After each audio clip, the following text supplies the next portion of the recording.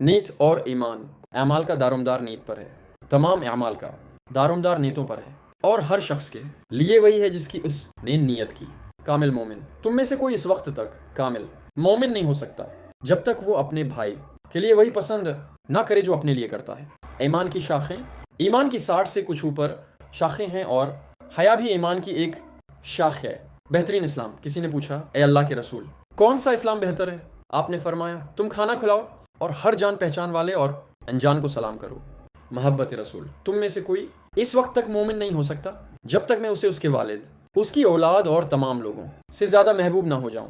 اخلاق اور معاملات، مسلمان کی تعریف، مسلمان وہ ہے جس کی زبان اور ہاتھ سے دوسرے مسلمان محفوظ رہیں۔ بہترین شخص، تم میں سے بہترین وہ ہے جس کے اخلاق سب سے اچھے ہوں، والدین کے ساتھ حسن سلوک۔ ایک شخص نے پوچھا حسن سلوک کا سب سے زیادہ حقدار کون ہے؟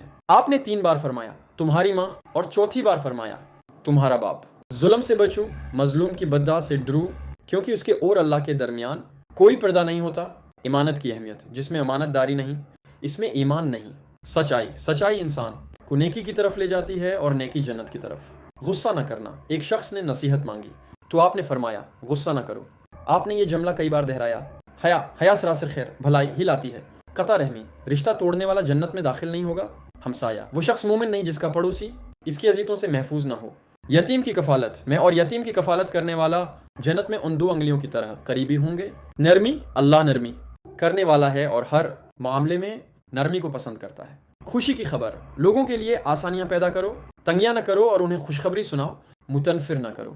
بڑا گناہ، سب سے بڑے گناہوں میں سے یہ ہے کہ کوئی شخص اپنے والدین کو گالی دے، یعنی کسی کے باپ کو گالی دے اور وہ پلٹ کر اس کے باپ کو دے۔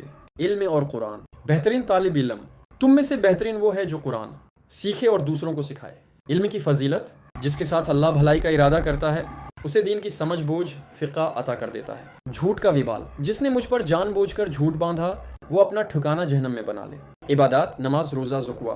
نماز کی اہمیت، بندے اور کفر کے درمیان فرق نماز کا چھوڑنا ہے۔ بے جماعت نماز اکیلے نماز پڑھنے سے 37 درجہ زیادہ فضیلت رکھتی ہے۔ روزہ ڈھال ہے، روزہ گناہوں سے بچنے کے لیے ایک ڈھال ہے۔ رمضان کے روزے، جس نے ایمان اور ثواب کی نیت سے رمضان کے روزے رکھے اس کے پچھلے تمام گناہ معاف کر دیے جائیں گے۔ لیلۃ القدر، شب قدر کو رمضان کے آخری عشرے کی طاق راتوں میں تلاش کرو۔ صدقہ، ہر مسلمان پر صدقہ کرنا لازم ہے چاہے وہ نیکی کی بات ہی کیوں نہ ہو۔ تہجد، اللہ تعالی ہر رات کے آخری پہر آسمانی دنیا پر نزول فرماتا ہے اور پکارتا ہے کوئی مانگنے والا جسے میں عطا کروں؟ دعائیں اور ذکر الہی، کلمہ طیبہ جس کا آخری کلام لا الہ الا اللہ ہوا وہ جنت میں داخل ہوگا۔ 2 کلمے جو زبان پر ہلکے میزان میں بھاری اور رحمان کو بہت پسند ہیں۔ سبحان اللہ و بحمدہ، سبحان اللہ العظیم۔